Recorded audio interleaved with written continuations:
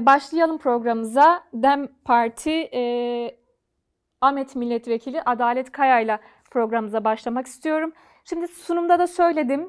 Önemli bir atmosferde Nevroz, 2026 Nevroz'unu karşılıyoruz. Geçtiğimiz bir yıl önceki sene 2025 Nevroz'u 27 Şubat Kürt Halk Önderi Abdullah Öcalan'ın 27 Şubat çağrısı ve onun yarattığı bir ruhla Nevroz karşılandı. Bu dönemde ikinci yılında karşılanıyor. O süreden bu süreye çok önemli gelişmeler oldu. Öncelikle soralım size, Nevroz deyince aklımıza ne geliyor, nedir, nasıl bir anlamı var? Özellikle Kürt halkı açısından Nevroz'un anlamı nedir diye soralım. Ama aynı zamanda süreç bakımından da bu yılki Nevroz'un anlamı, önemi nedir diye soralım size, başlayalım.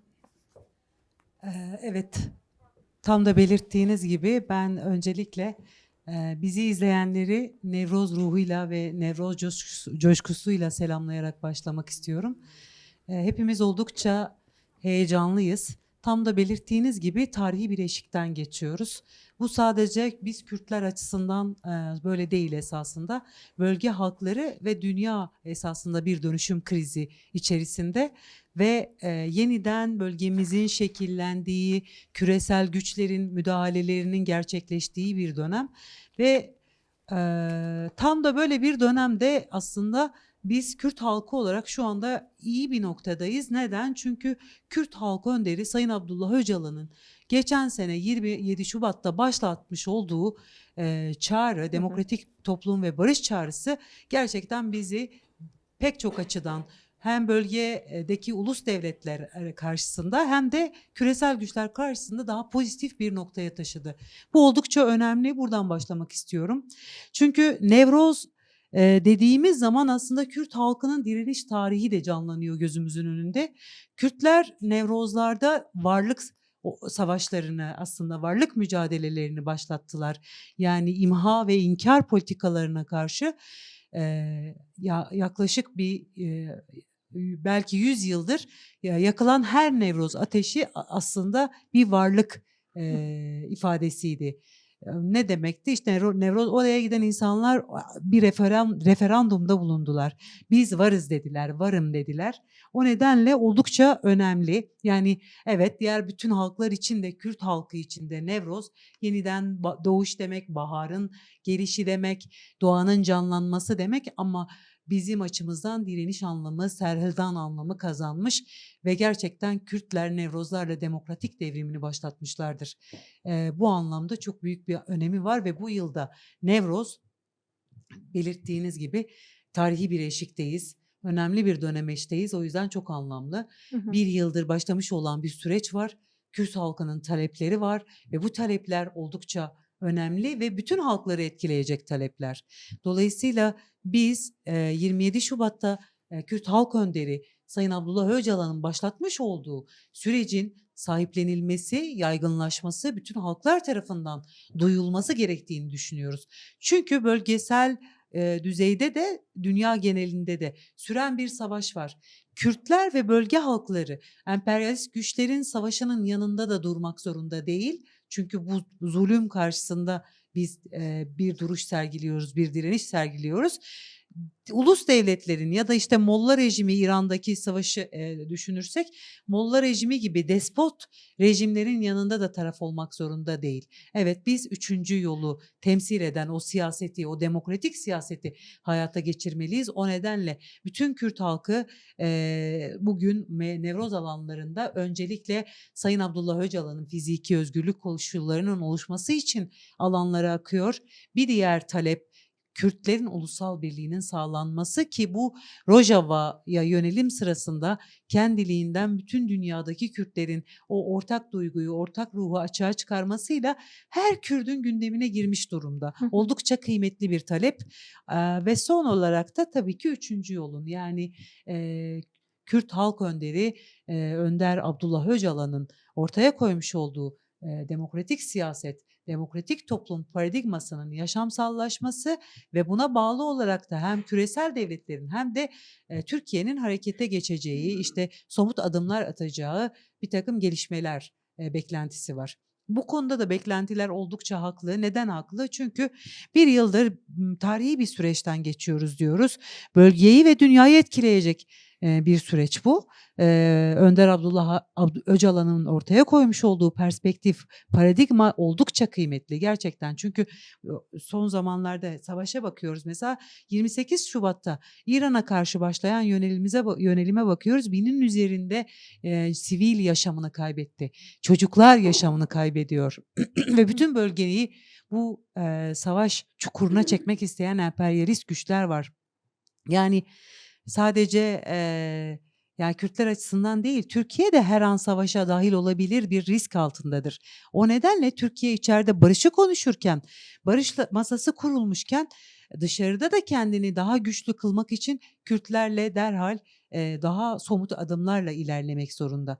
Neden? Çünkü emperyalist güçler ve bölgedeki bu savaş dinamiği her an Türkiye'deki bütün halkları savaş dehlizine çekebilir. O nedenle de somut adımların atılması hem Kürt halkının taleplerinin karşılanması açısından hem de bölgede güçlü bir yani aslında bu Türkiye'yi güçlendirecek bir şey. Düşünün mesela bir yıldır başlamış olan bir süreç var. Tabii ki şeyi ifade etmekle tarihi bir dönemden geçiyoruz. Hem Kürtler açısından hem de gerçekten bölge halkları açısından. PKK Fesih Kongresi'ni yaptı. Sembolik de olsa bir silah yakma töreni gerçekleştirildi. Geri çekilme ilanı yapıldı.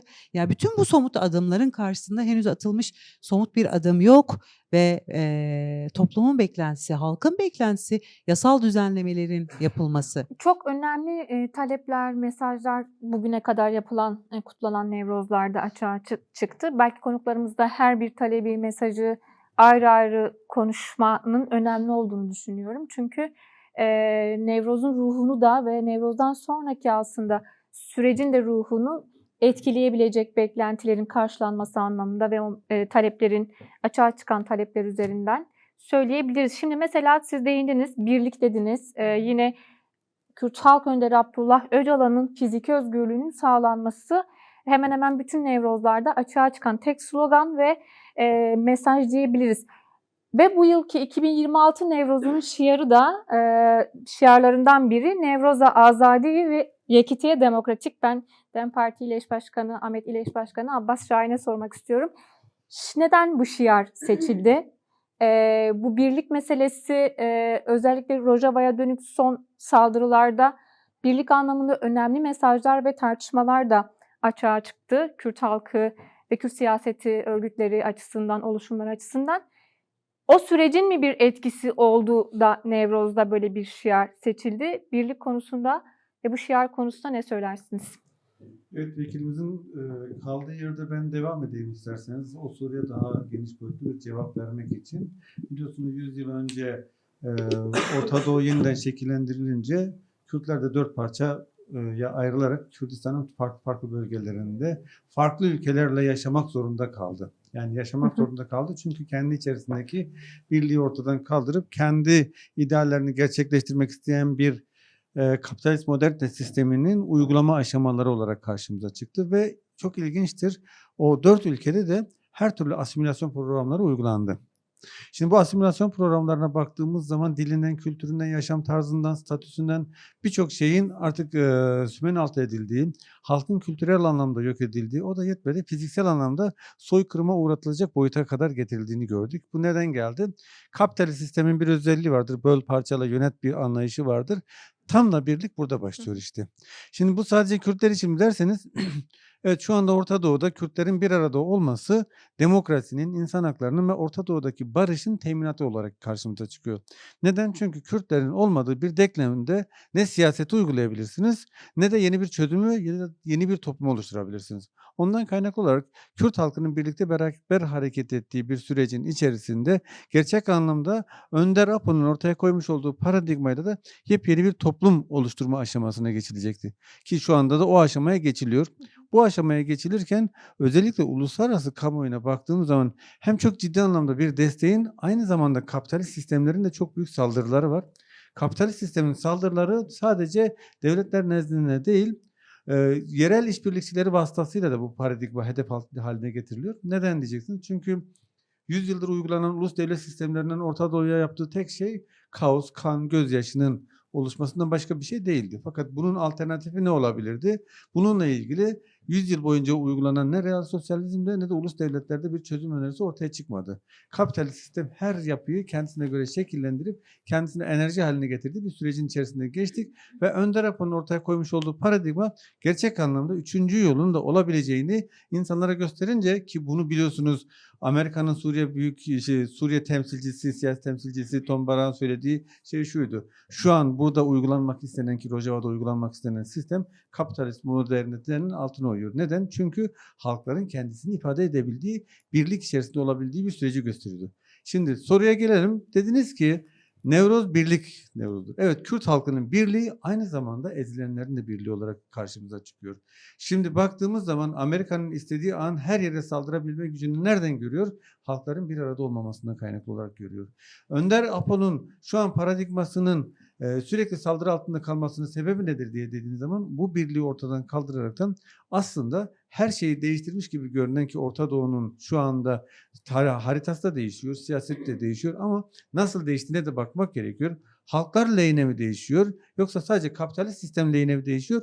Bunu çok iyi analiz etmek gerekiyor. Önder Apo bunu çok iyi analiz ettiği için şu an var olan sistemin ve şu an var olan sistemin yaratmak istediği yeni sistemin de farklı bir şey ortaya koymayacağını gösterdi bize.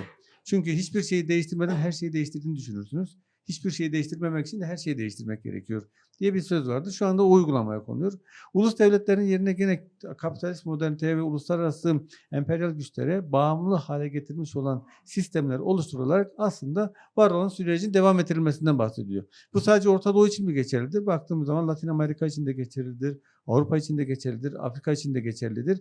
Demek ki şöyle bir sonuç çıkıyor orada. Bu birliktelikte Kürt halkının birliği, halkların birliği. Halkların birliği de ortak noktada gerçek anlamda demokratik toplumun oluşturulmasıdır. Şimdi biz yepyeni bir sürecin içerisine girmiş bulunuyoruz. Evet, çünkü şu an onun karşısında durabilecek bir güç yok. Neden? İlk defa alternatif bir yapı karşımıza çıktı. Dünya sisteminde de alternatif bir yapı karşımıza çıktı. Şu anda bütün dünyada tartışılan şey Önder Apo'nun ortaya koymuş olduğu paradigma demokratik toplum. Şimdi biz bunu ortaya koyarken Önder Apo 93'ten beri demokratik siyasetten bahsetti. Demokratik siyaset yepyeni bir toplumun kapısını da aralar. Belli bir dönem Kürt halkının varlık mücadelesini verip onu ispatladıktan sonra yepyeni bir toplumun nasıl kurgulanacağını ortaya koydu. Ve şu anda da aslında görünen şey şudur. Nasıl ki Nevroz'la birlikte toprak yeniden uyanıyor, canlanma yeniden başlıyor, özüne uygun bir şekilde doğa yeniden şekilleniyor, ekolojik, demokratik, kadın özgürlükçü politikaların da yepyeni bir toplumu oluşturma süreci başlıyor. Bu Nevroz tam da bu noktada çok önemlidir. Şimdi bu Nevroz sadece bürokratik anlamda bir müsamere uygulanması değildir. Hani bayram kutlaması olarak da görmemek gerekiyor. Gerçekten de toplumların içselleştirilmiş oldukları, şu ana kadar bastırmış oldukları kültürel anlamdaki asimilasyonların yavaş yavaş dağıtıldığı bir süreci de görmemiz gerekiyor. Şimdi alana baktığımız zaman biz bunu çok net görüyoruz. Belki tam da öyle algılanmaması için 90'lar Nevroz'unu hatırlamak gerekiyor. Yani kitlesel direniş alanlarıydı aslında özellikle Kürdistan'da Kürt halkı için Nevrozlar. Şimdi direniş olmadan doğuş olmaz. Bu direnişi çok ciddi anlamda Kürt halkı verdi, ortaya koydu ve sadece kendisi için değildi. Orta Doğu içinde ve dünya içinde bu direnişi ortaya koydu. Ve bu direnişle birlikte Orta Doğu yeniden şekillenmeye başladı. Tam da bu süreçte bununla karşı karşıyayız. Şu anda mesela Kürdistan'da olsun, Türkiye sahasında olsun birçok alanda çok ciddi anlamda mahalle aralarında kutlanan Nevroz'un aslında toplumun kendi özüne olarak, kendi özüne bir dönüşü olarak da algılamak gerekiyor. Onun özlemi olarak da algılamak gerekiyor. Mesela bölgesel farklılıklara bakıyoruz. Sadece Ahmet'te bile farklı köylerde bile farklı uygulamalar ve farklı kutlama şekilleri ortaya çıktı. Neden çıktı? Bu kadar zengin bir kültürün nasıl 100 yıl boyunca toprak altında bırakılmaya çalışıldığı, baskıyla yok edilmeye çalışıldığı, buna rağmen kendini içten içe var ettiği bir enerjiye dönüştürdüğü bir süreci yaşıyoruz. Ve bu süreçte sonucu belirleyecek olan bir süreçtir. Ve sadece Ahmet için değil, bütün Kürdistan, Türkiye ve Orta Doğu için de yeni bir süreci belirleyecektir. Devam edeceğiz sizlerle tekrardan ama birlik konusunu açmışken ben DBP Ahmet İleş Başkanı Ruçen Vefa El Yakut'a da sormak istiyorum. Çünkü birlik gündemi başlığı kadınların da temel gündemlerinden biri. Yakın zamanda da açıklamalarda da bulunuldu. Birliğin de Sayın Öcalan'ın da verdiği, kamuoyuna yansıyan mesajlarında da çok vurguladığı ve demokratik birlik olarak da altını önemli çizdiği bir gündem olarak önümüzde duruyor. Kadınların da temel gündemi.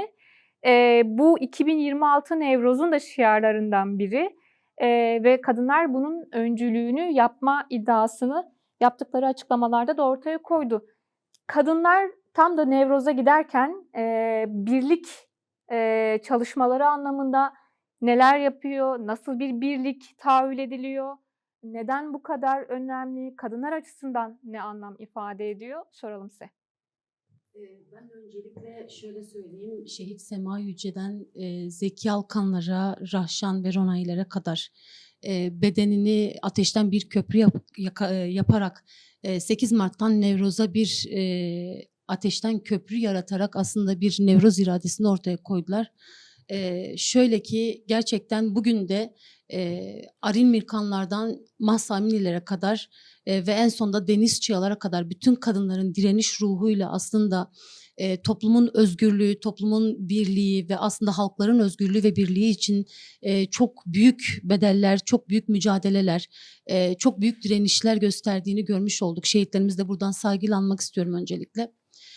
Açıkçası Kürt Halk Önderi Abdullah Öcalan'ın da söylediği gibi aslında demokratik ve özgür toplumun komünal inşacıları diye söz ettiği kadınların bugün önümüze koyduğu demokratik, kadın özgürlükçü, ekolojik toplum paradigmasıyla birlikte kadınların barış masalarının, özellikle Kürt kadınlarının barış masalarında aslında öncü olduğunu, inşacıları, bu barış masasının inşacıları olduğunu sık sık İmralı'ya giden heyetlerle de görüşmelerinde dile getiriyor ve bunu en son 8 Mart'ta biz kadınlara gönderdiği aslında mektupta komünal inşacılar diye söz ettiği kadınların bu sürecin öncüsü olduğunu özellikle vurgulayarak bunu her seferinde dile getiriyor. Biz kadınlar da bu ağırlığın, bu ağır sorumluluğun aslında bilincinde olarak, bunun farkında olarak bütün bir yıldır, yani bu 100 yıldır süren mücadelenin daha da ötesinde 27 Şubat'ta Kürt Halk Önderi'nin yaptığı çağrıdan sonra aslında bu sürecin belki de toplumun bir bütün olarak, birlik olarak barış ve özgür bir topluma evrilmesinin aslında öncüleri kadınlar olduğunun bilincinde olarak biz de çalışmalarımızı yürütüyoruz. Bu Nevroz arkadaşlarımızın dediği gibi evet belki bir bayram denilebilir Nevroz için ama biz Kürtler için, Kürt halkı için bir direniş, mücadele ruhudur aslında. Orada biz kadınlar da verdiğimiz mücadelenin, toplumun inşacıları olarak yapacağımız belki bundan sonra eylemselliklerin bu başlayan sürecin en iyi şekilde ya da en başarılı bir biçimde ya da şöyle söyleyelim somut bir biçimde kalıcı bir barışa evrilmesinin inşacıları olarak aynı şekilde Nevroz'da hem sesimizi, rengimizi kadınlar olarak, Kürt kadınlar olarak bugüne kadar bize kalan mirasla birlikte en gür şekilde haykırıp bütün dünyaya kadınların birlik olduğunu, bütün halkların birlik olduğunu, demokratik ve özgür bir toplumun yaratılması gerektiğini aslında haykıracağız ama bundan sonra da yine aynı şekilde çalışmalarımızı yürüteceğiz. Şöyle ki Kürt Halk Önderi Abdullah Öcalan birinci sıraya kadın özgürlüğünü, yani sosyalist olmanın, demokratik bir toplum yaratmanın aslında kadın özgürlüğünden geçtiğini söylüyor. Bunu dile getiriyor. Biz kadınlar aslında bize yüklenen bu ağır sorumluluğunun bilinciyle alanlarda, sokaklarda, evlerde, ilçelerde, köylerde hem sesimizi yükselterek hem kadınlarla bir araya gelerek hem de birliğin ancak kadınların özgürlüğünden, çünkü kadın özgür olmadan toplum özgür olmaz şiarı var önümüzde. Birliğimizin çok önemli olduğunun bilincinde olarak aslında çalışmalarımızı yürüterek bu Nevroz'da aynı coşku, aynı mücadele ve direniş ruhuyla kutlamayı aslında bir şekilde yine bütün dünyaya birliğimizi, kadınların özgürlüğünü, kadınların demokratik toplumun öncüsü olduğunu en gür biçimde haykırarak aslında alanlara akacağız. Var mı kadınların özel bir hazırlığı Nevroz'a? Şöyle ki 8 Mart'tan bu yana aslında 8 Mart öncesinde de Şubat ayından bu yana kadınlar olarak biz çok ciddi çalışmalar yürüttük. Yani hem 8 Mart hazırlıkları bunun yanında bir de hemen ardından Nevroz Deklarasyonu ile birlikte kadınlar olarak çok ciddi hazırlıklar yaptık. Hatta en son biz kadınlar olarak Nevroz tahtını bizim için çok tarihi önemli olan Benüsen burçlarında, surlarda meşaleli yürüyüşlerimizi yakarak aslında orada kadınlar olarak Nevroz'u karşılayacağımızı söyledik. Ama kadınlar olarak tabii ki Nevroz'da yine kendi sesimizi, rengimizi, belki de o öncü olma rolümüzü göstereceğimiz çok ciddi çalışmalarımız, çok ciddi planlamalarımız var. Bunu da zaten 21 Mart Nevroz'da Nevroz alanda hep birlikte zaten göreceğiz ve Nevroz'u aynı coşkuyla karşılayacağız. Şimdi Ahmet Büyükşehir Belediye Başkanı, eş başkanı Doğan Hatun'a soralım. Şimdi konuklarımız bir şeyin altını özellikle çiziyor. Nevroz evet bir kutlama ama klasik anlamda bir bayram değil, özellikle Kürt halkı için. Kürt halkı yani halkların bir karşıladığı Nevroz söz konusu ama Kürtler açısından hep bu farklı olmuştur. Belki bir hafıza tazelemeye ihtiyaç var diye düşünüyorum. Çünkü 90'lı yıllardan hafızalarımıza kalan Nevrozlarda işte o mitinglere, o kitleye saldırılar, gözaltılar, yine açılan ateşler ve Nevroz şehitlerini hala anıyoruz ama o günden bugüne geldiğimizde Nevroz'u en canlı tutan Kürtler olduğunu görüyoruz. Bir Nevroz ruhu var. O günden bugüne genel mücadeleye katkısı, etkisi nasıl oldu Nevrozların? Bugün de bir belediye seçimleri bile artık Kürtler açısından başka bir mücadeleye tam da dönüşmüşken ve en çok da gasp edilen haklarından biri olduğu için ne dersiniz?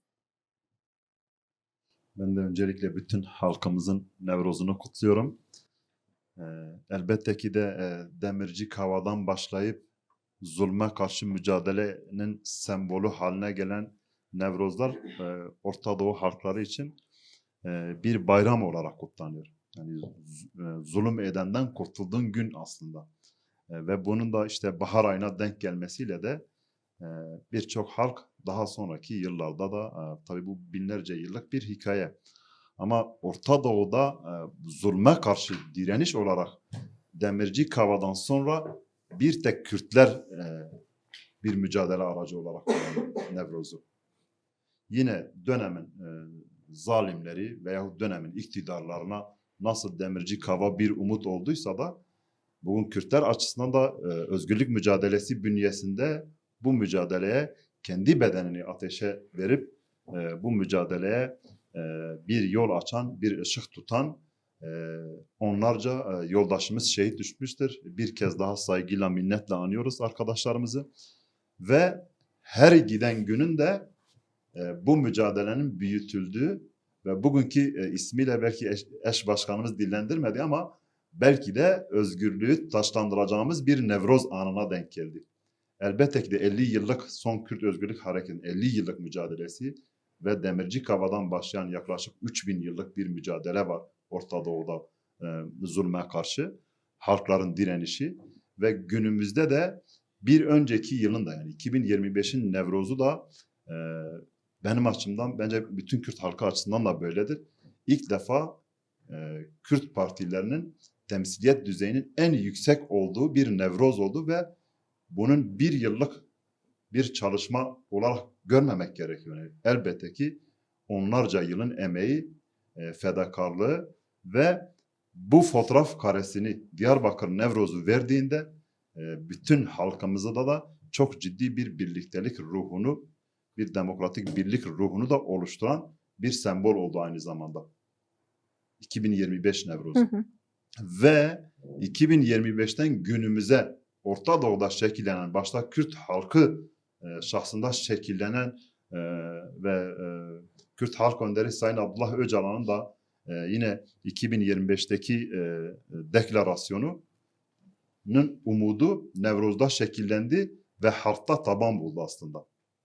bütün partilerde de taban buldu. Ve Rojava'daki bu son Şubat ayındaki saldırıların da bu birlik ruhunun pekiştirdiği mevcut şu an yaşanan büyük savaşın da karşıt bir refleks olarak gelişen Kürt halkı kendi birliğini öncüleriyle birlikte birliğini oluşturdu. Bir zaman dilimini yaşıyoruz.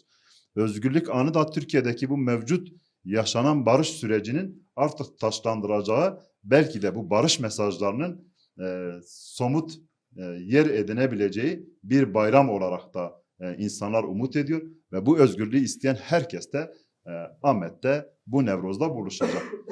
Orta Doğu'da yani birkaç merkez vardır gerçekten sembolik düzeyde halka umut aşılayan, halkı bir araya getiren, bu mücadeleyi büyüten Nevrozlar kutlanıyor. Ve bunun bence Kürtler açısından en büyüğü de Ahmet Nevroz'udur. Sembol düzeyinde tıpkı 3000 yıllık geleneğin tam da 21 Mart'ta denk geldiği güne kutlanması da binlerce yıllık emeğe sahip çıkmak ve bunu taşlandırıp özgürlüğe kavuşturmak. Elbette ki biz de belediye olarak bu Nevroz çalışmaları içerisinde Kürtlerin, yani Kürt siyasi hareketinin bütün özgürlük taleplerini birlikte seslendirecek, duyuracak birçok diplomatik çalışma yürüttük.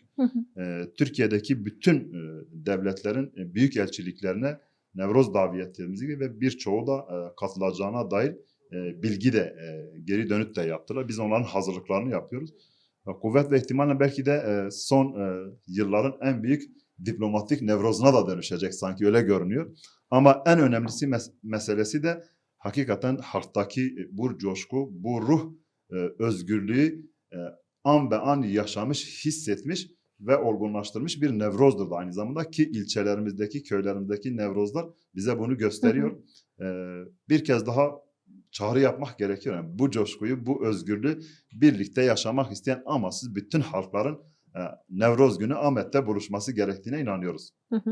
Şimdi Muhittin Muhiç'e dönelim. Ahmet ÖHDŞ Başkanı. Şimdi biraz açığa çıkan talepleri ve mesajları bu Nevroz'a giderken ve bu Nevroz arifesinde konuşuyoruz. Özgürlük yine bu 2026 Nevroz'unun şiarındaki temel vurgularından biri. Ve özellikle Türkiye ve Kürdistan'daki Nevroz'lara baktığımızda da Sayın Öcalan'ın fiziki özgürlüğü temel talep, aslında barış ve demokratik toplum sürecinin de ilerlemesi açısından, anlam kazanması açısından da halkta bu beklentinin, bu talebin karşılanması büyük bir beklenti de oluşturuyor. Şimdi biliyorsunuz mecliste bir komisyon kuruldu. Yasal düzenlemeler için bayramdan sonrayı işaret etti. Bu da ayrıca bir beklenti oluştu. Tam da bu talepler bu kadar yükselmişken umut hakkı gündemde. Nevroz'a giderken bu taleplerin karşılanması adalet, özgürlük açısından nasıl önem atfeder, önem taşır ve özelde de barış ve demokratik toplum sürecinin geleceği açısından önemi nedir diye soralım size. Biz programa başlamadan önce kalbi özgürlük için atan bütün Kürt halkının Nevroz'unu kutlamak isteriz. Bütün Kürt halkının ve bu özgürlük mücadelesinde emeği olan bütün bireylerin hem de hayatını kaybeden arkadaşları da saygıyla anıyoruz. Nevroz kutlu olsun. Şimdi şu bir gerçeklik. Bir masa kurulmuş. Masanın bir köşesinde mevcut sistem ve devlet varken diğer tarafında da Kürt halkını ve hakları temsil ettiğini söyleyen ve bu konuda da muhataplığını ortaya koymuş olan bir birey var. Sayın Abdullah Öcalan. Kendisi hem Kürt Özgürlük Hareketi'ne hem diğer toplumlara ve sistemin tamamına şunu söylüyor. Benim kolektif anlamda ve birey anlamında gücüm var, yetkim var ve bu konuyu barışçıl bir şekilde bütün halkların kendisini içerisinde bulacağı bir sistemle sonuçlandırabilirim. Ve bunu ortaya da koyuyor. Ancak kendisinin bulunduğu koşullara baktığımızda maalesef şu an hala esir. Maalesef tecrit koşullarına baktığımızda sevgili meslektaşlarımız, avukat arkadaşlar ve aileler istediği zaman kendisini göremiyor. Bu da açık bir şekilde bir fiil olmasa da bir tecrit durumunun devam ettiğini gösteriyor. Bu da açık bir şekilde bir masanın baş aktörü olan bir bireyin, bir kimsenin bu haliyle yürütülmesi gereken bir meselede, ciddi bir meselede bu haliyle bu koşullarda devam etmesi durumunda krizlerin çıkacağını gösteriyor. Bu krizlerden bir tanesi tabii ki onun muhataplığıdır. Hem Sayın Bahçeli'nin hem Sayın Öcalan'ın söylemiş olduğu gibi ben bu saatten sonra herhangi bir statü durumu gelişmemesi durumunda bizim bunu yürütmemiz mümkün değil. Yani İmralı Adası'nda bulunan Sayın Öcalan'ın bulunmuş olduğu konum itibariyle bir temsiliyetin olması sebebiyle buna ilişkin hukuki düzenlemelerin olması gerektiğini söylüyor. Bu hukuki düzenlemeler nedir? Tabii ki masada baş aktör olmasından kaynaklı kendi iradesiyle var etmiş olan bu sistemle birlikte oturmuş olduğu bu masaya kendi rolünü oynayabilmesi için kendisinin hemen özgür bir şekilde bu çalışmaları yürütebilmesi için koşullarının sağlanması gerekiyor. Şimdi diğer bir kısım halkımız tarafında da bilindiği üzere umut hakkı çok ciddi anlamda gündemde. Ancak umut hakkına baktığımızda biraz tekniki bir mesele. Umut hakkı kesinlikle Sayın Öcalan'ın fiziki özgürlüğünü tam koşullarıyla sağlayabilecek bir sistem değil ya da bir düzenleme olması durumunda da problemler çıkacak. Biz umut hakkından ziyade Kürt halkıyla birlikte temsilcisi olan Sayın Öcalan'ın özgürlük anlamda fiziki özgürlüğün sağlanarak baş aktör olması sebebiyle kendisinin zaten muhatap alınıyor. Muhatap olması sebebiyle rolünü de oynayabilmesi için kendisiyle ilgili hukuki düzenlemelerin acilen yapılması gerekiyor. Kendisiyle ilgili düzenlemelerin yapılmış olması durumunda şunu da düşünüyoruz hukukçu arkadaşlar olarak. Kürt Özgürlük Hareketi'nin kurucusu ve lideri olan devlet tarafından ve halklar tarafından da kabul edilmiş olan bu temsiliyetinin sağlanması durumunda Kürt Özgürlük Hareketi'nin de hem dünyada hem Türkiye'de artık tanındığı ve tanınacağı anlamına geliyor. Bundan kaynaklı da bu elzem bir durumdur. Bunun sağlanması durumunda yani Sayın Öcalan'ın bulunduğu statünün sağlanması durumunda Kürtlerle ilgili hukuki düzenlemelerin de önü açılacak. Nasıl açılacak? Şimdi bu mevcut Türkiye Cumhuriyeti kurulma aşamasında Türk halkı kimliği dışında bütün halkların anayasa ve hukuk dışına itilmesinden kaynaklı diğer kimlikler kabul edilmiyor. Yani biz hukuk dışına itilmiş bir halkız Kürt halkı olarak. Hiçbir şekilde kimliğimiz üzerinden de bir tanımlama olmadığı için Kürtlerin kendi ana dilinde, kendi kimlikleriyle, kendi kültürüyle kendisini idame ettirme ve yaşamını devam ettirme koşulları yok. Hukuki anlamda mümkün değil.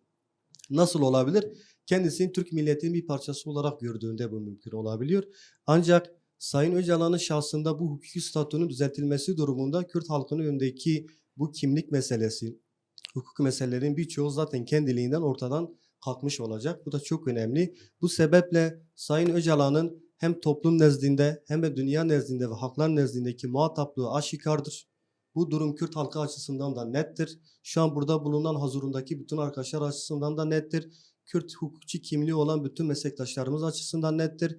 Hukuki düzenlemelerin en hızlı olacak şekilde düzenlemelerin yapılması ve bu düzenlemelerin olması durumunda meclisteki bu düzenlemeler getirdikten sonra da kendisiyle birlikte içeride olan siyasi tutsakların da bırakılması, siyasi tutsaklarla birlikte Kürt halkının ölüsü bile daha tanımlanmamış, birden fazla mezarsız bir şekilde defnedilmiş insanlar var ve bireylerimiz var, vatandaşlarımız var, yol arkadaşlarımız var. Kesinlikle siyasi anlamda siyasi fikirlerinden dolayı tutulmuş olan herkesin en kısa zamanda hukuki düzenlemelerle çıkartılması, Kürt halkının bir bütün olarak hukuki tanımlama içerisinde alınarak temel hak ve özgürlükler konusunda garanti edilmek suretiyle anayasa düzenlemeleri kapsamında kimliklerin tanınması gerekir. Bunu söyleyebiliriz. Önemli bir konu. Ben aynı soruyu Mettuat FET eş başkanı Pınar Sakık Tekin'e de sormak istiyorum.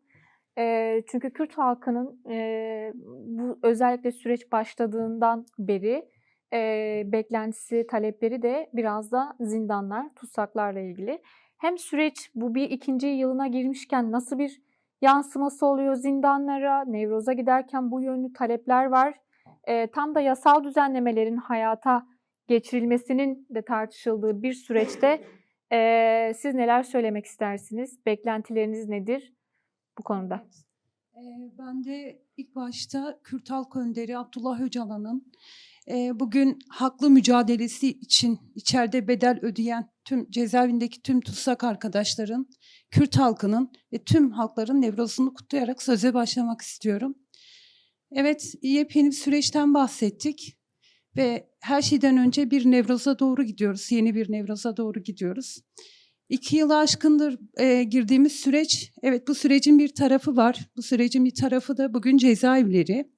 Cezaevleri maalesef bu sürecin herhangi bir yansımasını henüz yaşamamakta. Dolayısıyla yani orada bireysel özgürlüğün kısıtlanmasının dışında orada çok fazlasıyla hak ihlalleri yaşanmakta. Yani tamamıyla tüm tutsaklar artık izole edilmeye çalışılmakta. Yani sosyal ortam bir kere parçalanmakta. Yani o sosyaliteden uzaklaştırma durumu var. Ve gerçekten hani bunlar çok fazla başlıkları da var. Bu başlıkları da dile getirebiliriz. Bugün kadın tutsakların durumları, özellikle mesela tahliyesi gelip de ısrarla tahliye edilmeme durumları, hasta tutsakların durumları ki biz bunlara aslında hiç siyasi bakmıyoruz. Gayet insani baktığımız bir durum. Ya siyaset üstü bir durum olmasına rağmen yaşlı ve hasta tutsakların orada ısrarla tutulması yine gerçekten bu süreç için hani iyileştirilmemiş bir durum olarak ortada görülmekte. Yine infazı ertelenenler veya infazı yakılanlar bu başlıklar altında ele aldığımızda gerçekten cezaevlerinde herhangi bir iyileşme görmemekteyiz. Yani bu cezaevlerindeki iyileşmeme durumu beraberinde aslında aileleri de etkilemekte. Hı hı. Yani bu sadece tek taraflı bir şekilde ele alınmamalı. Bugün bunun yani en yakın olarak yaşayan ailelerdir. Çünkü aileler de bu sürecin ikna olması gerekenlerdir. Çok yüksek beklentiler var bu Tabii konuda. ki aileler tarafından çok büyük beklentiler var ki öyle olması gerekiyor. Sözün başında da söyledik. Aileler bu sürecin, tutsaklar bu sürecin tarafı. Dolayısıyla öznesi yani aileler ikna olmadan yani her gün cezaevi kapılarında yani çocukları için kaygılanan, onların ne olacağına dair işte bir türlü uyuyamayan, yani sürekli endişe içerisinde olan yani ailelerin gerçekten ikna olması gerekiyor. Umutlu olması gerekiyor. Hani onlar umutlu oldu mu cezaevleri adına bir somut adım atıldı mı yani bu şekilde toplum ikna olacak. Bu şekilde aileler ikna olacak. Bu şekilde evet gerçekten bir süreç var. Yani o sürecin iknası içine girecek tüm halklar. Geçmişte de bu süreçler deneyimlendi. Evet geçmişte de yaşandı. Tüm halkların ikna olduğu, tüm halkların umut ettiği, umudu her gün biraz daha büyüttüğü bu süreçler. Ama maalesef yani büyük bir umutsuzlukla, büyük bir nasıl diyelim yani sınıfta kalan süreçler oldu. Hı hı. Ama şimdi gerçekten bu süreç daha kapsayıcı, daha kapsamlı bir süreç. En azından yani herkes öyle okuyor. Neden? Çünkü bu sürecin muhatabı yani baş aktörü Kürt Halk Önderi Abdullah Öcalan. Onun yapmış olduğu çağrıyla aslında halkı ikna, gerçekten ikna ve halkı her gün biraz daha umudu büyütüyor. Fakat somut adımlar bugün sadece yani Kürt hareketi tarafından atıldı. Yani karşı taraftan bir adım atılmadı. Karşı taraftan adım atılması gerekiyor. Yani bu Nevroz, aslında şunu da söylemek istiyorum. Yani Mart ayı sizler de biliyorsunuz bir direnişin takvimidir. 8 Mart gibi, 21 Mart Nevrozu gibi. 8 Mart'ta cezaevindeki kadın arkadaşlar bizlere bir mesaj gönderdi. Bu mesajda tüm bu yaşanan haksızlıklara rağmen umudu büyüttüklerini söylediler. Bizler de aslında bundan çok büyük bir güç aldık.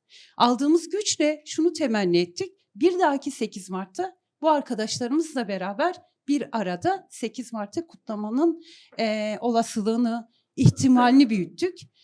Dolayısıyla evet bir 21 Mart'a doğru gidiyoruz. Bu 21 Mart yani sadece halklar tarafından yani şey değildir yani geleneksel bir bayram değildir. Evet bir bayramdır ama nihayetinde birçok tanım da barındırıyor içinde. Bu tanımlar nedir? Umuttur, direniştir, özgürlüktür, barıştır ve sizlerin de bildiği üzere her süreç beraberinde tarihsel bir sorumluluk getirir. Dolayısıyla bu süreçte beraberinde bir sorumluluk getiriyor. Her Nevroz ateşi aslında neyin ifadesidir biliyor musunuz? Yeniden değişimin, dönüşümün ifadesidir. Her Nevroz ateşi yeniden mümkünün ifadesidir. Dolayısıyla yine söylemek gerekirse, yine altını çizmek gerekirse, şunu belirtmek gerekirse, eğer bir barıştan, kalıcı bir barıştan bahsediliyorsa ki isteniliyorsa, demokratik bir toplumdan bahsediliyorsa, bunun ilk başta somut adımları cezaevinden atılmalıdır. En başta Sayın Abdullah Öcalan'ın şu açıdan da bir önem atfediyor. Araya girdim ama mesela demokratik siyaset kanallarının açılması açısından da bir samimiyet göstergesi olması açısından da cezaevlerine olan yaklaşım ya da bu konudaki yasal düzenlemelerde önem atfediyor diyebiliriz sanki. Elbette ki. Yani her hani sürecin iyileştiğini gördüğümüz anda yani tabii ki o yasal düzenlemelerin içine girmesini bekliyoruz. Yani tüm tutsak arkadaşların. Yani burada aslında bir aftan bahsetmiyoruz aslında. Haklı mücadelesinin yani mücadelesini veren, onun için direnenler bugün cezaevinde doğal olarak ki bir süreçten bahsediliyorsa en doğal hakları da bu yasal düzenlemelerin içine girmek, bu haklardan yararlanmaktır. Ve yine şunu söylemek istiyorum. Dedik ya gerçekten kalıcı bir barıştan, demokratik bir toplumdan bahsedeceksek ilk başta Kürt Halk Önderi Abdullah Öcalan'ın fiziki özgürlüğünün sağlanması gerekiyor. Bu koşullara dahil edilmesi gerekiyor ama fiziki özgürlüğün sağlanarak dahil edilmesi gerekiyor. Ve yine onun şahsında tüm tutsak arkadaşlara da umut hakkının tanınması gerekiyor. Çünkü umut hakkı bir bireyin aslında geleceğe tutunmasıdır. Geleceği bir yarının olduğunu düşünmesidir. Ve doğal olarak yani aslında bu bir lütuf değildir. Yani bu onlara sunulacak bir haktır. Verilmesi gereken bir mecburiyettir, bir zorunluluktur. Ve biz de buradan aslında şu çağrıyı yapmak istiyoruz. Çok farklı bir sürecin içerisindeyiz. Farklı bir Nevroz'a doğru gidiyoruz. Bu Nevroz'a giderken aslında tüm halkımıza yani sizin vesilenizle şöyle bir çağrı da yapmak istiyoruz. O gün yakılan ateşin etrafında barışı, özgürlüğü, gerçekten umudu büyütmek adına tüm kadınları, anneleri, gençleri, Kürt halkını ve tüm halkları o gün o Nevroz ateşinin etrafında kenetlenmeye, o ateşi, o direnişi, o umudu büyütmeye çağırıyoruz. Konuğumuza soralım. TMOP Ahmet İl Koordinasyon Kurulu Sekreteri Mahsun Çıya Korkmaz. Şimdi Nevroz'un önemli şiarında yer alan vurgulardan biri de demokrasi. Ve demokrasi talepleri de son süreçte, özellikle son bu barış ve demokratik toplum sürecinde de belki en yüksekten seslendirilen taleplerden biri. Nevroz'un demokrasi güçleri açısından, emek güçleri açısından anlamı nedir, önemi nedir diye soralım size. Ben de başta bütün bu Nevruz şehitlerini anarak başta Kürt halkı olmak üzere dünyadaki bütün bu mazlum halkların bu Nevruz'unu kutluyorum. Evet, arkadaşlarımız birçok şeye değindiler. Yani demokrasi güçleri sadece emek boyutuyla değil, bu Kürt siyasi hareketine, Kürt özgürlük hareketine bağlı olan herkesin aslında bir demokrasi mücadelesi var. Ve Kürtlerin de tarihsel olarak 3000 yıla yakın bir mücadelesi söz konusu. Son 100 yılda inkarla beraber başlayan isyanlar söz konusu. Öncelikle şunu söyleyelim. Son bir yıldır mevcutta bir süreç devam ediyor. Ve Kürt halkı, Kürt özgürlük hareketi üzerine düşen bütün her şeyi yaptı. Biraz yukarı kaldırabilir misiniz mikrofonu? Üzerine düşenlerin hepsini yaptı. Yani barışın burada inşası olabilmesi için atılması gereken bütün adımları attı. Kimilerine göre çok imkansız gelen veyahut da kimilerine göre uçsuz gelen adımları attı. Ama buna yönelik karşı taraftan, devlet tarafından herhangi bir adım atılmadı. Bütün bunların hepsi demokrasiyi savunan bütün insanlarda elbette ki bir takım bozuklukları ortaya çıkarıyor. Nevruz'un da en büyük anlamı, önemi 21 Mart günü Büyük Ahmet Nevruz'un bütün insanlara büyük bir moral vermesi. Ulusal bir duruş sergilemesi. Evet, işte son yıllarda hemen hemen bütün kurumlarımız kendi işlerinde yani bir Nevruz kutlaması yapıyorlar. Ama 21 Mart Ahmet Nevruz'u ulusal bir duruş açısından Kürtler için çok büyük önem atfediyor. Orada verilen mesajlar dünyaya verilen mesajlardır. O anlamıyla 21 Mart'taki Büyük Ahmet Nevruz'unu başta Kürt halkı olmak üzere Orta Doğu'daki bütün halkların orada gözleri burada. Elbette ki bu Nevruz'un diğer Nevruz'lardan farkı ulusal bir birliğin ortaya çıkmış olması. Yani belki de bu iş felaketin diyalektiği olmasaydı şayet, yani eğer ki Rojava'da bu durum olmasaydı Kürt birliğinin ortaya çıkması biraz zor olabilirdi. Ama her felaketin beraberinde getirdiği Önemi biraz daha önemi ortaya çıktı, evet. anlaşıldı. Ve bu belki. ulusal bir zorunluluk, yani tarihsel bir zorunluluk haline geldi. Yarın eğer ki elde edeceğimiz veyahut da yarın bu iş kaybedeceğimiz işte kazanımların sebebi ulusal birlik olmayışından ötürü olsaydı şayet, bugün işte bizler yarına hiçbirimiz burada bu hesap veremezdik. Hı hı. Emekçiler diyoruz, evet. Kürt halkının kendisi emekçi bir halktı zaten. Yani sistem dışında kalan bütün haklar elbette ki emekçidir ve Kürt halkı yüzyıllardır bu sistemin dışında tutuldu. Onun için bütün o nevroz alanlarını sadece bir avuç işte kendi sermayesine o sermaye katan azınlıktan öte ay sonunu aslında orada getiremeyen milyonlarca insanlardan bahsediyoruz. Ve Kürt halkının asıl talebi aynı zamanda burada bu emekçilerin talebidir. Ve emek özgürleşmeden biliyoruz ki bu demokrasi özgürleşmez. En başta emeğin özgürleşmesi, fikirlerin özgürleşmesi, üretimin özgürleşmesi gerekiyor ki topluma ciddi anlamda bir demokrasi gelsin. Burada verilen bütün mesajlar emekçilerin de mesajlarıdır. Elbette ki Kürt halkı işte umut ediyoruz kelimesini biz kullanırken direngenliğimizden ötürü bunu söylüyoruz. Direnenler umut eder. Aksi halde çok daha farklı bir hayalperest bir durum olur.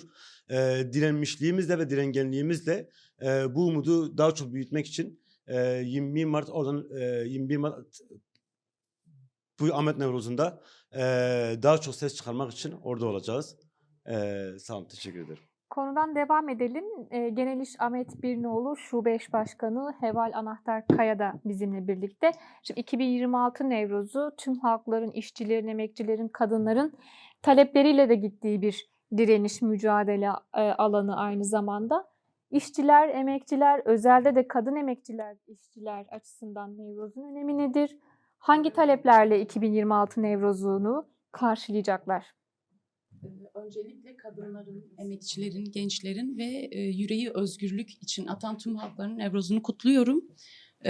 Nevruz Kürt halkı için tarihsel, kültürel, sosyal, ulusal bağların hatırlandığı, ortak duygu ve düşüncede bütünleştiği bir gündür.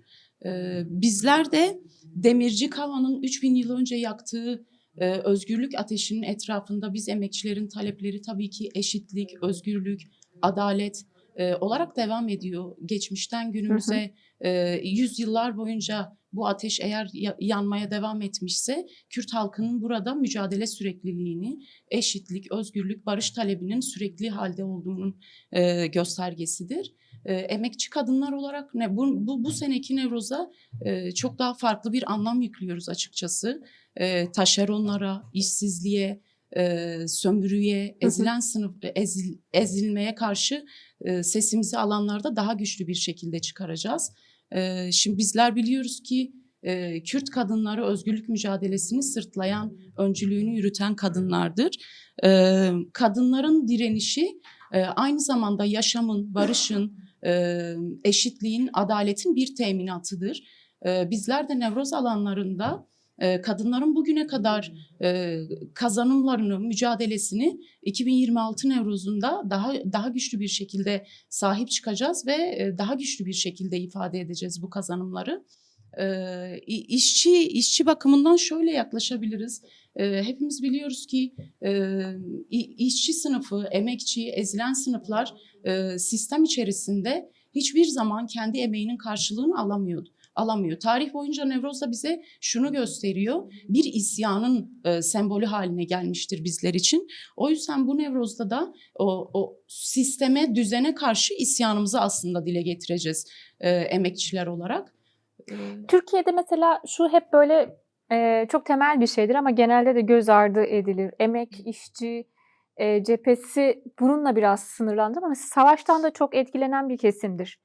Bir savaş rantı var. İşte mesela meclise bütçe geldiğinde o bütçenin büyük bir oranın savunma dedikleri ama aslında savaşa ayrıldığını biliyoruz. Yoksulluğu tırmandıran bir durumda duruyor. Ama işçilerin ve emekçilerin gündeminde de barış da yok mu? Yani çünkü bu son 2 yılın Nevruz'unun önemli kılan da biraz barış ve demokratik toplum süreci atmosferinde gelişiyor. O açıdan mesela işçi ve emekçiler bu işte Roşilat biliyorsunuz savaş ya Orta Doğu zaten genel olarak bir çatışmanın yoğun olduğu bir atmosferdi. Rojava'yı gördük. Başur gerilimli, Roşilat gerilimli. Nasıl yansıyor bu savaş işçi emekçilere ve süreç açısından işçi ve emekçilerin mücadelesinin anlamı nedir? Elbette sizin de ifade ettiğiniz gibi savaşın en çok etkilediği kesim işçi, emekçi, yoksul ve kadınlar ve çocuklardır. Tabii ki işçi açısından baktığımız zaman, yoksul kesimler açısından baktığımız zaman dünyanın neresinde olursa olsun çıkan bir savaş hepimizde bir tedirginlik yaratıyor. Bu anlamda Mikrofonu biraz yakın tutalım kendimize. bu anlamda işçi ve emekçilerin şu an Orta Doğu'da, Rojava, Roşilat'ta denklemde süren savaşa karşı biz kadınlar ve emekçiler barışı, eşitliği, özgürlüğü daha güçlü bir şekilde savunuyoruz alanlarda. Çünkü en çok bizi etkiliyor. Bunu bildiğimiz için en çok sesini yükselten savaşa karşı en çok sesini yükselten kesim emekçiler ve kadınlardır. O yüzden söylediğiniz açıdan tabii ki bizler bu anlamda alanlarda daha güçlü bir şekilde yer almaya çalışacağız. Şunu da söylemek istiyorum. 27 Şubat itibariyle bir çağrı yapıldı. Demokratik toplumun inşası. Bu demokratik toplumun inşası bizlere kadınlar, emekçiler ve gençler öncülüğünde yapılacağı mesajı Kürt halk önderi tarafından verildi. Bu biz kadınları tabii ki onur eder ve bizim için şunu da getirir. Daha çok bu saatten sonra bizler daha çok çalışacağız. O toplumu demokratikleştirmek için, ulusal birliği sağlamak için biz kadınların omzuna daha fazla yük düşüyor ve bu anlamda da mücadelemizi devam ettireceğiz. Şimdi biz genel tabii ki Nevroz politik siyasal bir atmosferde, önemli gelişmelerin yaşandığı bir atmosferde Nevroz'u, 2026 Nevroz'unu konuşuyoruz ama biraz gözlerin de üzerinde olduğu Nevroz 21 Mart Ahmet Nevroz'u merak ediliyor. Tertip Komitesi'nden Mesut Fırat'a soralım. Ahmet Nevroz'una sayılı günler kaldı. Hazırlıklar ne aşamada? Nasıl bir hazırlık içerisindesiniz? Biraz teknik detayları bizimle paylaşır mısınız? Evet, ben de öncelikle bizi izleyenleri saygı ve sevgiyle selamlıyorum. Nevroz şehitlerini saygıyla ve minnetle anıyorum. Ve bu vesileyle Rojava devriminin öncüsü Salih Müslim'i de saygıyla anmak istiyorum. Şimdi 2026 Nevroz'unun tabii kendi içerisinde özellikle 27 Şubat'ta Reber Apo'nun başlatmış olduğu süreçle birlikte çok farklı kesimlerin çok farklı anlamlar biçeceği bir Nevroz. Bu arada halklar önderi Reber Apo'nun şahsında bütün halkların da şimdiden Nevroz'unu kutlayayım. Şimdi bizim açımızdan da ve özellikle Ahmet Nevroz'unun anlamını arkadaşlar ifade etti. Ben çok oraya girmeyeceğim. Ama bu bizim Ahmet Nevroz'un da gerek bugün işte hegemon güçlerle yerel işbirlikçilerin çatışması üzerinde halkların geldiği nokta, getirilmek istendiği nokta ya da oynanmak istenen oyuna karşı Önder Apo'nun demokratik ulus bilincinin Nevroz vesilesiyle daha da açığa çıkması ve bunun gerçekten örgütlülüğün ve örgütlenmesinin ve halklara bunun anlatılmasının doğru temelde bir aracı olarak ya da böylesi bir günün böyle de değerlendirmek gerektiğini düşünüyorum.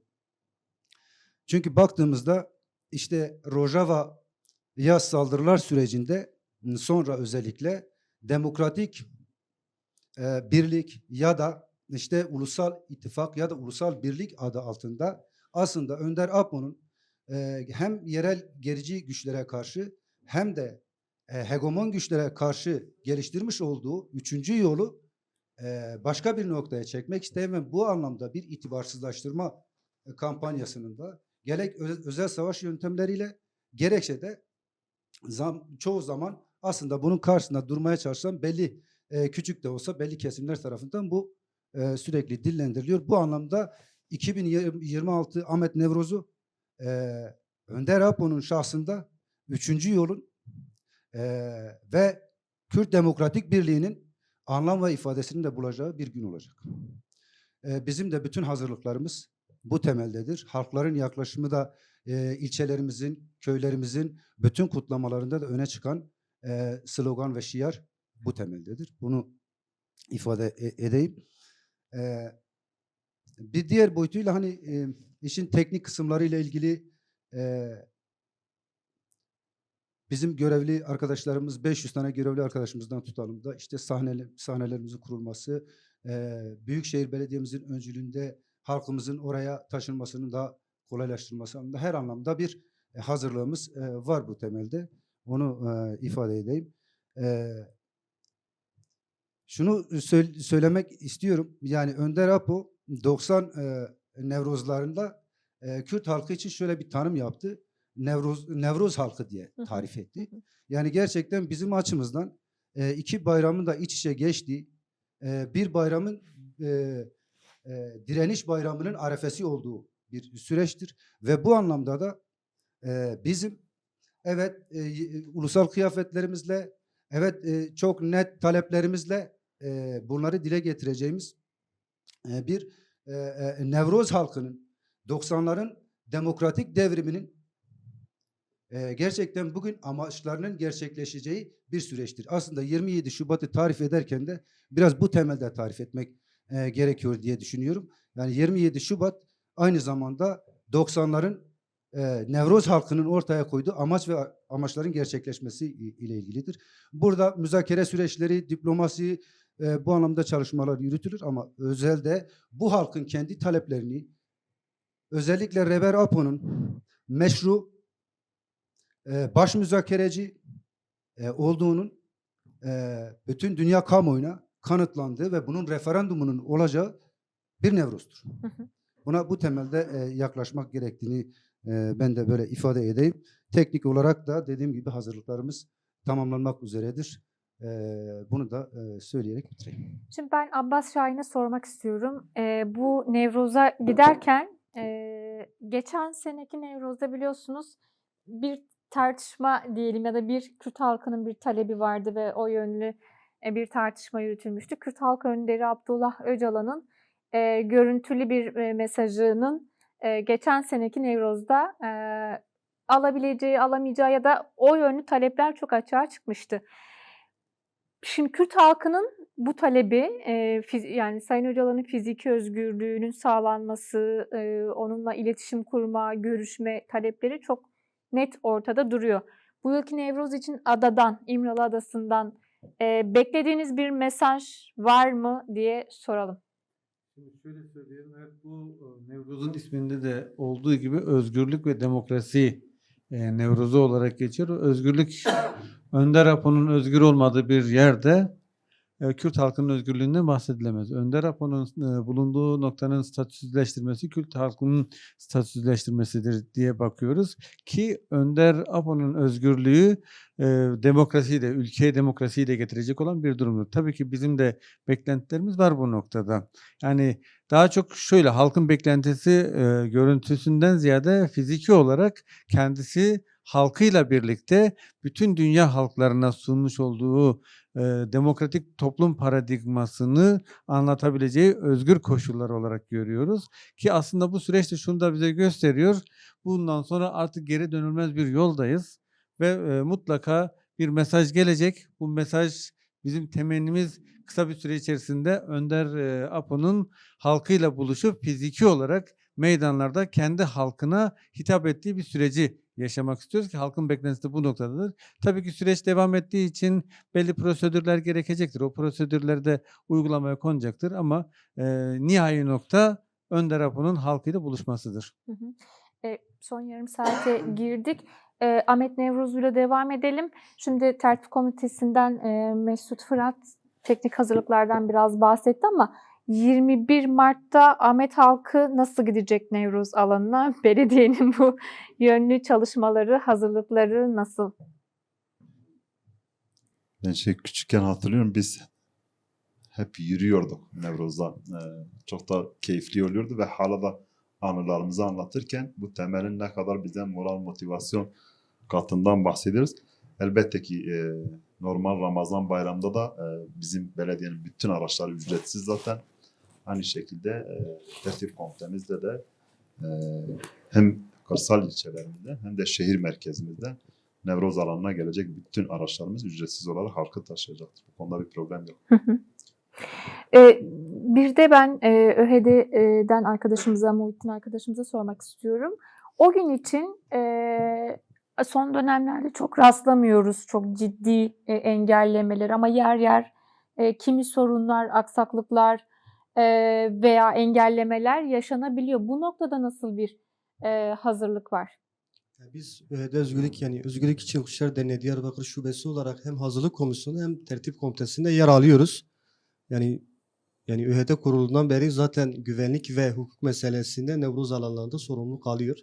Maalesef diğer Nevruzlarda çok ciddi anlamda kötü muamele ve gözaltılar olduğu için yoğun geçiyordu. Ancak son geçen Nevruz'da bu durum yaşanmadı. Ancak şunu hala hissedebiliyoruz.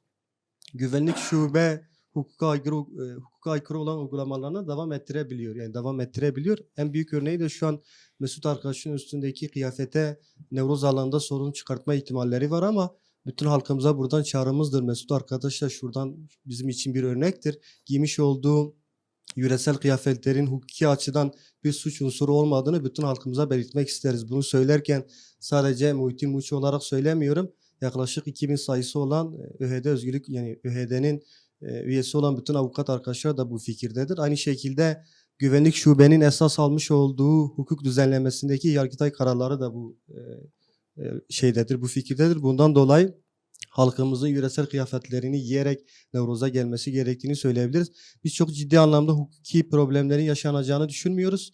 Ancak halkımızın her zamandan daha uyanık olmaları gerektiğini ve dikkatli olmaları gerektiğini düşünüyoruz. Sebebi şu, Kürt halkının büyümeye başladığı, iradesini ortaya koymaya başladığı alanlarda maalesef komplovari durumlar gelişebiliyor. Beklemediğimiz provokatörlük durumlar gelişebiliyor. Kürt halkının bu konuda dikkat etmesi gerektiğini söylüyoruz. Ancak kendi dilinden, kendi kültüründen, kendi kıyafetlerinden taviz vermeyerek Çi arkadaşla Mesut arkadaş gibi giyinerek ve Pınar arkadaşlar gibi giyinerek Nevruz alanlarına akın etmelerini bekliyoruz. Hiçbir suç unsuru yok. Ve şunu da belirtmek isteriz. Yaklaşık 8 ya da 9 yıldır biz Nevruz alanlarında hukukçular olarak kapılarda görev alıyoruz. Birçok gözaltı oluyor.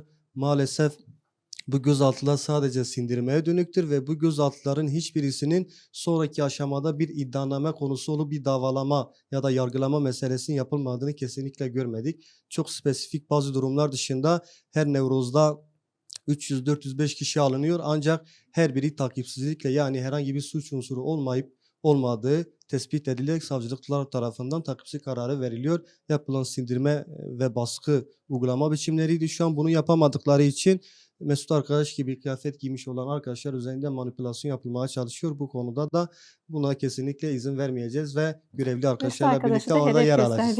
Aynen öyle. Peki. Önemli bir uyarıydı. Olmayan şeyler değil bunlar. Buradan da biz halkımıza, bizi izleyenlere duyurmuş olalım. Şimdi bu yıl 2026 Nevruz'u en az 53 merkezde kutlanacaktı. 11 Mart'tan itibaren de Kürdistan'ın köylerinde, ilçelerinde, bütün kentlerde kutlanmaya başladı.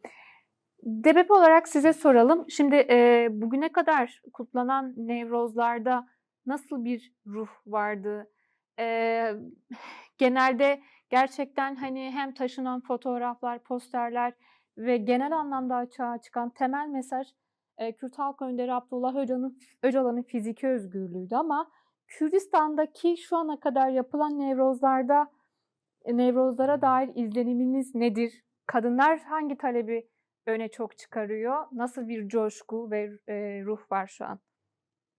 Yani şöyle söyleyeyim, evet bugüne kadar deklarasyon yayınlandığından beridir hem Ahmet özelinde hem de aslında Kürdistan'ın bütün kentlerinde Nevroz kutlamaları büyük bir coşkuyla yapıldı, kutlandı Nevroz ve hala da devam ediyor aslında. Bu akşam da biz yine Ahmet'te kadınların öncülüğünde yine bir Nevroz kutlaması gerçekleştireceğiz. bu ayın 19'una kadar aslında devam edecek. Yani 21 Mart'a kadar alınan karar da böyleydi. Yani bütün 90'lı yılların Nevroz coşkusunun aynı şekilde bütün köylerde, mahallelerde, ilçelerde ve yine illerde kutlanması ve halkın o coşkusunu, aslında özgürlük talebini en yüksek sesle haykırması için böyle bir program da vardı aslında.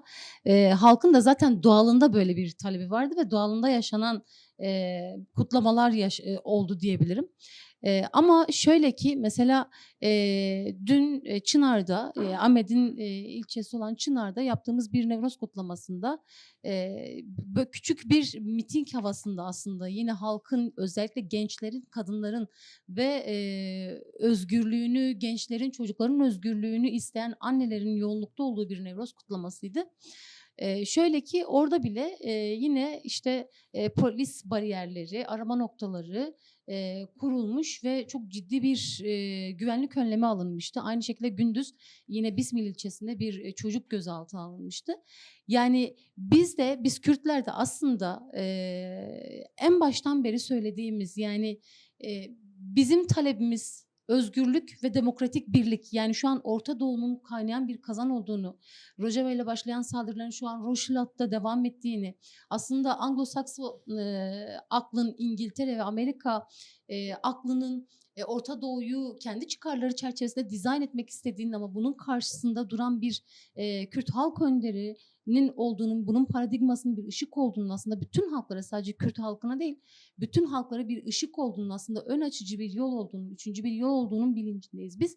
Ama hala devlet aklı, iktidar aklı hala eski sistemini, eski geleneğini, belki de o dilini, belki de bizim istemediğimiz barış dilini istediğimiz dilin Toparlayalım tam biraz daha. karşıtı dili Süremizin sonuna gelmek kullandığını üzereyiz. görüyoruz.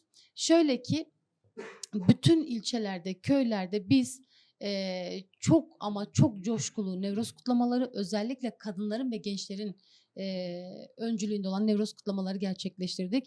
Son olarak da şunu söyleyeyim, bütün kadınların özgürlüğünü ve demokratik bir toplumu, demokratik birliği yaratmak isteyen bütün kadınların ve bütün Kürt halkının da Nevroz'unu buradan kutlamış olalım şimdiden. Şimdi Adalet Kaya'ya dönelim. Tabii ki biz Nevroz dedik, halkların Nevroz'u. Ve Türkiye cephesinde biraz size sormak istiyorum. DEM Parti bir kanun teklifi de verdi. Nevroz'un resmi bayram olması için. Bu Nevroz'un tabii bu süreci de göz önünde bulundurarak Türkiye'deki halklara yansıması sizce nasıl oldu? Oralarda Nevroz kutlamaları nasıl gidiyor? Ayrıca Ahmet'te sürpriz katılımcılar olacak mı diye soralım size. Evet. Bir grup başkan vekillerimizin verdiği bir kanun teklifi var. Nevroz'un resmi bayram olması. Esasında bu süreçten de bağımsız, yani bizim baktığımız yerden süreçten de bağımsız, Kürt halkının diğer halkların bayram olarak gördüğü, kutladığı, bizim açımızdan işte deminden beri bütün arkadaşlarımızın da ifade ettiği bedeller verdiğimiz uğruna şehitlerimizin olduğu ne yazık ki bir bayram Nevroz. O nedenle oldukça önemli ve bunun desteklenmesi gerektiğini düşünüyorum. Bu birinci söyleyeceğim. Bir diğer mesele esasında Nevroz, özellikle Kürdistan'da kutlanan Nevrozlar. Örneğin Ahmet Nevroz'u bütün dünya sol sosyalist kesimleri tarafından takip ediliyor. Ahmet yani evet hepimiz ifade ettik. Nevroz ruhu hiçbir zaman Kürdistan'da bitmedi. Köylerde minnacık da olsa küçücük ateşler etrafında insanlar her zaman ama o ateşi yaktılar. Ama bu kadar kitleselleşmesi, büyümesi, işte Ahmet Nevroz'un Türkiye'deki diğer sol sosyalist aydın kesimler tarafından takip edilmesi, ekolojik hareketler tarafından görülmesi, dünyadan misafirlerimizin gelmesi gibi durumlar direniş Nevrozlarıyla gerçekleşti. O nedenle sembolik olarak anlamı büyük. Halkların sahiplenmesi artık bambaşka bir duyguyu da ifade ediyor. Küresel ekonomik güçlere karşı Orta Doğu coğrafyamız bir sahne olarak, savaş sahnesi olarak seçilmişken yapılması gereken gerçekten Nevroz ateşiyle Jinjiyan Azadi felsefesini yeniden orada harlamak, Hı. üçüncü yol paradigmasını, felsefesini bütün dünyaya aslında anlatmak. Yani Nevroz bizim açımızdan o anlamda dünyaya sesimizi duyurduğumuz da bir sahne, özellikle Ahmet Nevroz'u. O anlamda çok önemli. Yani Kürtler ne istiyor bu sene? Sayın Öcalan'ın özgürlüğünü istiyorlar. Yani artık Sayın Öcalan'ın sesini araçsız, aracısız doğrudan duymak istiyorlar. Fikriyatının dünyaya yayılmasını istiyorlar. Halkın talebi bu. Yani bir diğer konu evet ulusal birlik meselesinin ete kemiğe bürünmesi. Biz bunun ruhen olduğunu Rojava'ya yönelimde gördük. Biliyoruz ki duygu olarak, ruhsal olarak ruhumuzla biz dünyadaki bütün Kürtlerle biriz. Ama bugün Rojava tehdit altında, Rojava tehdit altında ve burada bir barış zemini var. Bizim çağrımız Türkiye'ye de diyoruz ki Rojava ve Rojava'daki Kürt kazanımlarını desteklemelidir Türkiye. Hı hı. Neden? Çünkü bu Türkiye'yi de güçlendirecektir. Bütün bu bölgenin savaşa bulaşması, yani savaş altında kalması ve Türkiye'nin de risk altında olmasından kaynaklı da bu çağrıyı yapıyoruz. Nevroz bu anlamda da önemli. Üçüncü yol çok önemlidir. Kürtler de bu bölgedeki diğer halklarda bu ekonomik güçlerin dayattığı, işte Trump tehdit ediyor NATO ülkelerini, diyor ki destek verin bu savaşa. Ya da işte bütçeyi konuştuk az önce. Türkiye'nin savunmaya ayırdığı bütçe yani toplamda %11. NATO diyor ki %11 az, %5 daha arttır. Bütün üyelerine bu çağrıyı yaptı.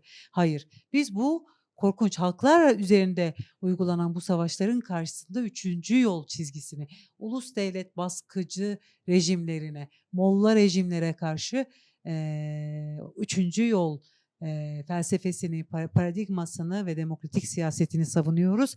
Ve tabii ki Jina Amini ile evrenselleşen Jinjiyan Azadi hem Molla rejimlerine hem bu distopik rejimlere karşı aslında bir kurtuluş manifestosudur. Kadın öncülüğünde gerçekleşmesi de bu anlamda önemlidir bütün bu mücadelenin. O nedenle tabii ki Ahmet Nevroz'u çok önemli. Ben yine öncülüğü kadınların yapacağını düşünüyorum. Her yıl olduğu gibi gerçekten bütün renkleriyle orada Ahmet Nevroz'un da ateşin etrafında olacak kadınlar ve bütün dünya kadınlarına da özgürlük çağrısını yineleyecekler. Sürpriz var mı bilmiyorum ama bence sürprizlere açık. Biz güzel sürprizler olacağını umuyoruz. Çünkü umudumuz çok büyük. İnancımız çok büyük. Ben çok güzel gelişmelerin kadınlar öncülüğünde, Kürtler öncülüğünde bütün Orta Doğu halklarına Nevroz ateşiyle müjdeleneceğine inanıyorum. Çünkü biz çok mücadele eden, çok bedel ödemiş bir halkız. Çok bedel ödemiş bir hareketiz. Ve biliyorum ki bu Nevroz müjdeli bir Nevroz olacak bütün halklara, Türkiye halklarına, Orta Doğu halklarına ve Kürtler öncülüğünde, kadınlar öncülüğünde. Pınar Sakık Tekin'le devam edelim. Şimdi yavaş yavaş programımızın sonuna geliyoruz. İkinci bir turda mikrofon uzatmadığımız konuklarımız çağrılarını da yapabilir. Ben şeyi sormak istiyorum. Yani önemli bir konu. Biraz önceki soruda biraz değindiniz ama şimdi Nevroz'a çok güçlü taleplerle, çok net taleplerle gidiliyor. Tutsaklar da aslında bu süreci çok yakından takip ediyor ve bu sürecin bir parçası aynı zamanda. Zaman zaman önemli günlerde yaptıkları açıklamalarda, açığa çıkan mesajlarında bunu görebiliyoruz. Şimdi sürekli bir böyle bayram sonrasına işaret edilen bir süreç var. Özellikle bu yasalar konusunda. Sizin bu konudaki temel somut talepleriniz nedir? Yani ne söylemek istersiniz bu konuda? Ve ayrıca çağrınız varsa da Nevroz'a dair onu da alalım. Şöyle, şimdi biraz önce de söyledik. Yani bu sürecin en büyük tarafı olan cezaevindeki tutsak arkadaşlar ve beraberinde aileler. Evet, biz onların şu anda birçok haksızlığa, birçok hak ihlallerine uğradığını da söyledik. Ama şunu da söylemek gerekiyor. Nevroz alanı aslında cezaevleri de birer Nevroz alanıdır. Çünkü orada karanlığa karşı bir aydınlık yakılıyor. Orada umutsuzluğa karşı bir irade ortaya koyuluyor. Haliyle orada gerçekten büyük bir direniş var. Tüm bunlara rağmen büyük bir umut var. Ve dolayısıyla evet, bu sürecin en büyük tarafları olan cezaevindeki tutsaklar ve aileleri, ki en başta Kürt Halk Önderi Abdullah Öcalan, yani gerçekten bu yasal düzenlemelerin bir an önce kapsamlı, adil ve kapsayıcı bir şekilde yapılması gerekiyor. Dediğim gibi somut adımların atılması gerekiyor. Çünkü bu somut adımların atılması cezaevlerinden başlamalı.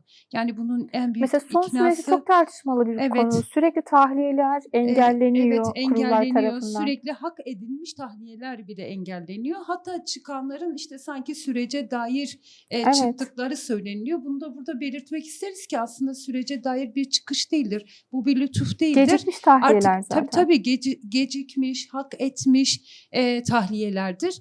Ve biz bundan sonrasını aslında biz yani şunu da söylemek istiyorum.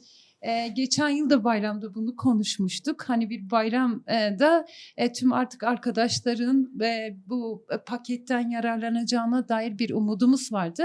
Ama buradan aslında şunu söylemek istiyoruz. Bu Nevroz'un, bu direnişin vesilesiyle artık gerçekten yani o yakılan ateşin artık bu somut adımların atılacağı bir ateş olmasını temenni ediyoruz. Yani tüm tutsakların bir an önce gerçekten onlar için o yasal düzenlemelerin hazırlanmasını istiyoruz. Yani çünkü ailelerin beklentisi bu yönde. Her şeyden önce bunu söyleyelim. Aileler şu anda ona odaklanmış. En çok da mesela bize sordukları, en çok da merak ettikleri konulardan biri bu.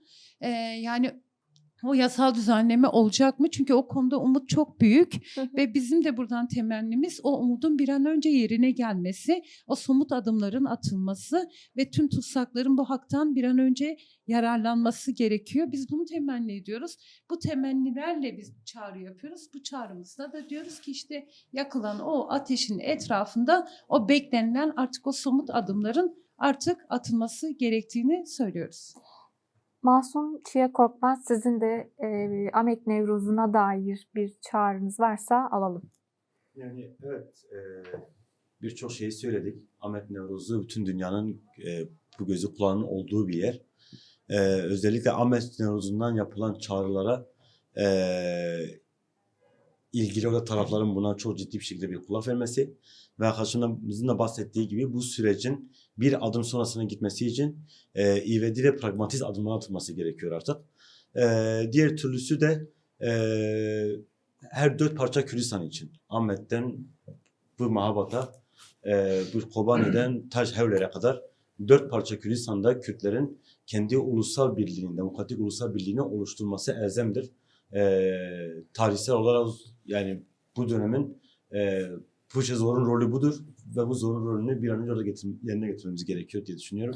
Teşekkür ederim. Ben tertip komitesinden Mesut Fırat'a da aynı şeyi söyleyeceğim. Yani hem çağrınızı alalım hem bir de 21 Mart'ta program kaçta başlayacak, o teknik bilgiler nedir? Buradan tekrardan en azından bizi izleyenlere duyurusunu yapmış olalım, hatırlatmasını yapmış olalım.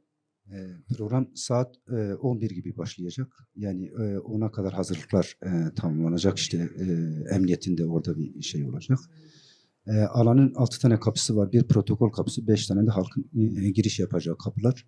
Bu kapılarda milletvekili arkadaşlarımızdan, avukat arkadaşlarımızdan, parti meclis üyesi arkadaşlarımızdan, belediye eş başkanlarımıza kadar bütünlüklü bizim seçilmişlerin olacağını bizim halkımızın bilmesi gerekiyor ve bu anlamda da oradaki hani herhangi bir şeyde de bu karşılamada arkadaşlarımız orada hazır olacak. Sağlık hizmetleri için yine aynı şekilde acil durumlar için bir hazırlık söz konusu.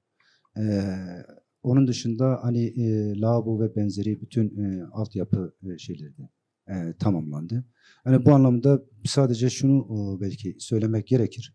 Yani bu Nevroz bütün arkadaşların ifade ettiği gibi eğer ki bütün dünyaya bir sesse, ses verme ya da Nevroz'uysa bu Nevroz aynı zamanda İmralı kapılarının açıldığı Nevroz olacak. Bunu umut etmekten ziyade bu artık olmak zorundadır ve bu da gerçekten Ahmet Nevroz'un ortaya koyacağı duruş, tutum ve söylem bu anlamda çok önemlidir. Bunu söyleyelim. Bu duyguyla İmralı kapılarının açıldığı, arkadaşların da ifade ettiği gibi Önder Öcalan'ın en kısa zamanda halkıyla buluştuğu Nevroz olması dileğiyle diyorum. Bütün halkımızın Nevroz'unu kutluyorum. Teşekkür ederiz. Ben Heval Anahtarkaya'dan da bir çağrı almak istiyorum. İşçiler, emekçilere çağrınız nedir Nevroz'a giderken? 2026 ekonomik krizin, işsizliğin, yoksulluğun daha da derinleştiği bir sene oldu. Bu anlamda biz emekçi arkadaşlarımızla, bütün arkadaşlarımız ifade ettiler zaten. Emekçiler olarak bizler de Nevroz'u sadece bir bayram ya da baharın gelişini kutlamak amacıyla alanlarda toplanmıyoruz. Bu sömürü düzenine karşı hep beraber topyekün bir şekilde örgütlenerek birliğimizi, beraberliğimizi haykırmak için alanlarda olacağız. Bu anlamda tüm emekçi arkadaşlarımızı alanda özgürlük ateşini büyütmeye davet ediyorum. Doğan Hatun, sizden de çağrı alalım. 21 Mart'ta Ahmet halkına çağrınız nedir 21 Mart için? Bu kısmı Kürtçe yapmak istiyorum. Tabii. Banga mel hambul gele Ahmed'e ve hambul gele Kurdistan'a. Bistu yeke adare rojan Nevroz'e werin em denge xwe bi hev re li hemû cîhanê bela bikin. Azadî, aşitî, aramî em ê o serkeftina gelê me li benda me ye werin em viya bi hev re parve bikin. Spas dikim. Nevroz pîroz be. Varsa sizlerin de çağrıları alabiliriz. Ya da son olarak eklemek istediğiniz bir şey varsa. Ben de bütün kadınlarını direniş ruhuyla, öncülük sorumluluğuyla 21 Mart'ta Ahmet Nevroz'unda sesini bütün dünyaya duyurmaya çağırıyorum. Herkesin Nevroz'unu da kutluyorum buradan. Bütün konuklarımıza tek tek teşekkür ediyoruz. Programımıza katıldıkları için, bizimle birlikte Nevroz'u değerlendirdiği için, değerli yorumlarınız için hepinize ayrı ayrı teşekkür ediyoruz.